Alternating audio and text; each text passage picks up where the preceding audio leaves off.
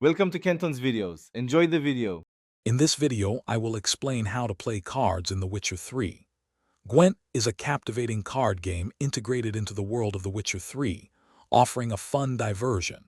Your primary objective is to win 2 out of 3 rounds against your opponent by having a higher total combat strength. Each player begins with 10 cards drawn from their deck, and you can challenge numerous non-player characters throughout your journey to test your skills. Building a strong deck is fundamental to Gwent's success.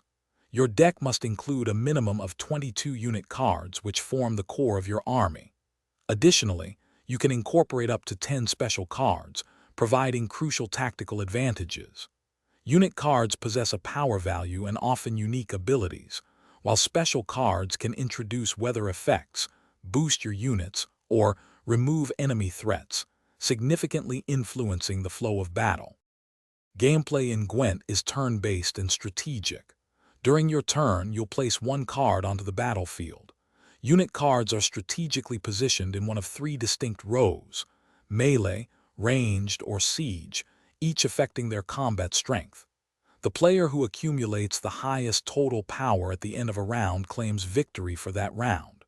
Remember, you can pass your turn at any point, but you cannot play additional cards afterward.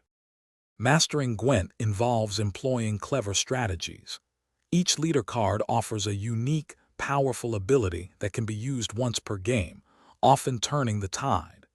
Decoy cards are invaluable for retrieving a unit from the battlefield, allowing for strategic reuse or saving a key card. Scorch cards can devastate your opponent by destroying their strongest unit or units. Maintaining card advantage is paramount for securing victory across multiple rounds. Thanks for watching. Consider subscribing if we helped you.